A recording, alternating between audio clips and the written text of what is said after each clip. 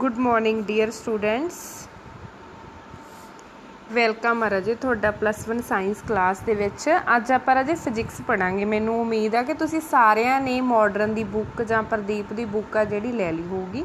Book matter नहीं करती तुसीं किहड़ी लैनी है, क्योंकि नोट्स मैं आपे बनवाऊँगी। तुसीं बुक तो जस्ट क्वेश्चन आंसर रीड करने हैं। ओके, तो अज आपां फस्ट चैप्टर स्टार्ट करांगे। First unit +1 physics unit 1 start करांगे बेटा। अज आप यूनिट 1 का नाम हैगा अपने कोले फिजिकल वर्ल्ड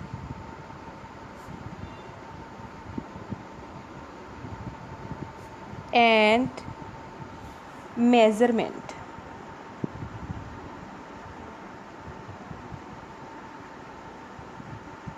ओके, यूनिट 1 का आपां चैप्टर 1 स्टार्ट करांगे। चैप्टर 1 का नाम हैगा इंट्रोडक्शन। ठीक है जी, इंट्रोडक्शन। इस चैप्टर दे विच राजे तुसीं फिजिक्स के बारे पढ़ना ज़्यादातर। हुण जिवें तुसीं साइंस लिया ना, साइंस चूज किया। साइंस की हुंदी है राजे? साइंस का मतलब हुंदा वा कि आपां किसी चीज़ नूं पहला ऑब्जर्व करना वा, ठीक है, फिर उहदे बारे कंकलूजन कढ़ना वा, फिर उहनूं वैरीफाई भी करना। कहने का मतलब ये साइंटिफिक मैथड आ कि एवें नहीं कोई चीज़ मान लैनी। पहला आपां एक्सपैरीमेंट करके उहदी ऑब्जरवेशन करनी आ, फिर कंकलूजन कढ़ना, कंकलूजन नूं भी वैरीफाई करना। मतलब किसी भी चीज़ की जो आपां सिस्टमैटिक स्टडी करते हैं तो उहनूं की कह दिंदे आपां साइंस। तो साइंस दियां ही राजे ब्रांचिस आ, फिजिक्स, कैमिस्ट्री, मैथ, बायो। ये साइंस दियां ब्रांचिस आ। तो इस टॉपिक दे विच सारे तो पहला बेटा आपां पढ़ांगे फिजिक्स की डेफिनेशन कि व्हाट इज़ फिजिक्स। तो फिजिक्स की ब्रांच होगी साइंस की। ठीक है, तो राजे साइंस की फिजिक्स वो वाली ब्रांच है जिहदे च आपां नेचर के बारे पढ़ते हैं, जां फिर जिहड़े नेचर दे विच फिनोमिनन हुंदे आ। फॉर एग्जाम्पल फिनोमिनन मीनस कि जिवें धरती आ ਉਹ सूरज के आले दुआले चक्कर लाउंदी। कहने का मतलब जिहड़े प्लैनेट्स आ, 8 प्लैनेट्स आ, रिवॉल्व अराउंड दी सन। इवें जिहड़ा मून आ, moon revolves around the earth. एक नैचुरल फिनोमिनन ने क्यों हो रहा। होर भी नैचुरल फिनोमिनन, फॉर एग्जाम्पल आपां कह सकते हैं कि जिवें आपां चलदी बस तो उतरते हैं, जो आपां चलदी बस तो उतरते तो आपां थोड़ा जिहा गांह नूं हो जाते हैं। ठीक है, ये भी की है एक नैचुरल फिनोमिनन आ। ठीक है, फॉर एग्जाम्पल होर की नैचुरल बहुत ज़्यादा यूनीवर्स दे विच कि जिवें टायर आ, कोई भी गड्डी चलती रहिंदी तो टायर समय दे नाल की टाइम दे नाल की घिस जाते हैं, घस जाते हैं ना टाइम दे नाल। तो यह भी की एक नैचुरल फिनोमिनन। इस तरह के सारे नैचुरल फिनोमिनन नेचर दे विच की हो रहा, इन्हां सारिਆਂ दे बारे आपां फिजिक्स दे विच पढ़ांगे। ठीक है, तो आप फिजिक्स की डेफिनेशन लर्न करनी है। फिजिक्स की डेफिनेशन तुसीं की लिखना नोटबुक्स से?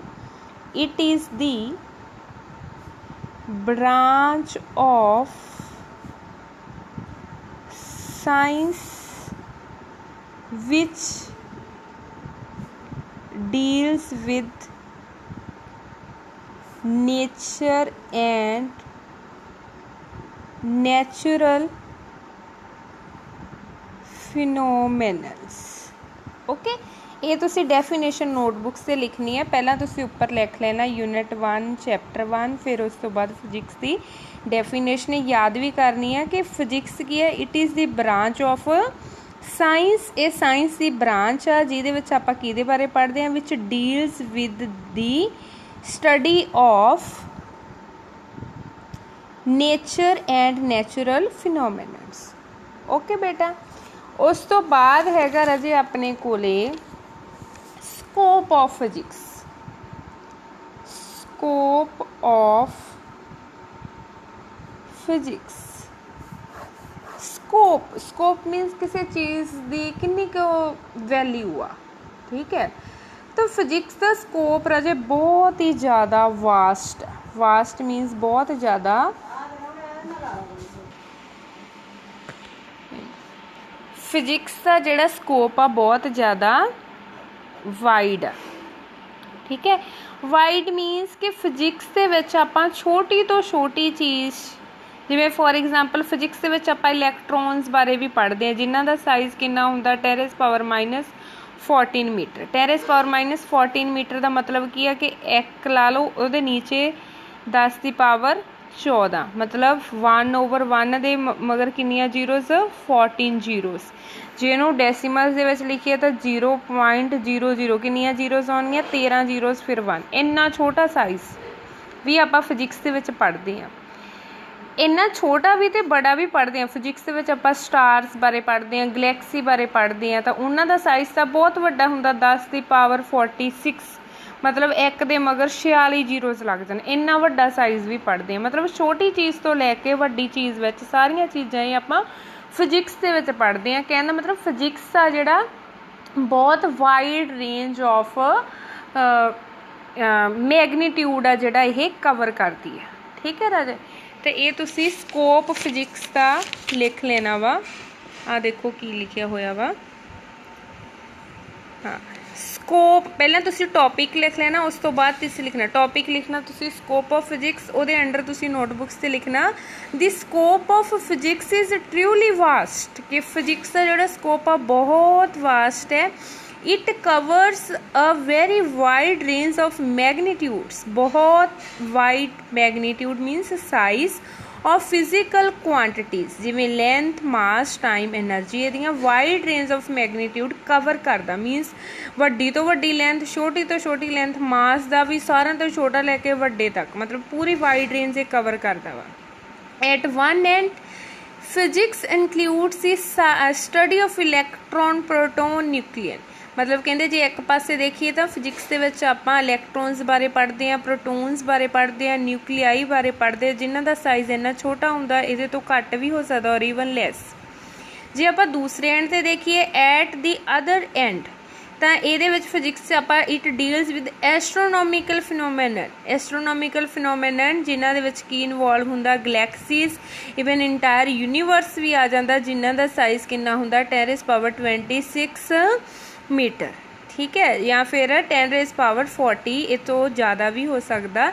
तो इस तरह आप कह सकते हैं कि जो फिजिक्स का स्कोप आ वो बहुत ज़्यादा वास्ट है। ओके बेटा, नैक्सट टॉपिक हैगा राजे अपने कोले एक्साइटमेंट फॉर फिजिक्स।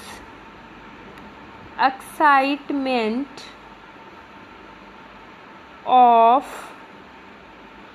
फिजिक्स कि फिजिक्स ਦੇ ਲਈ ਐਕਸਾਈਟਮੈਂਟ ਕਿਉਂ ਆਪਾਂ ਕਿਉਂ ਇੰਟਰਸਟ ਆ ਲੋਕਾਂ ਦਾ ਫਿजिक्स ਦੇ ਵਿੱਚ।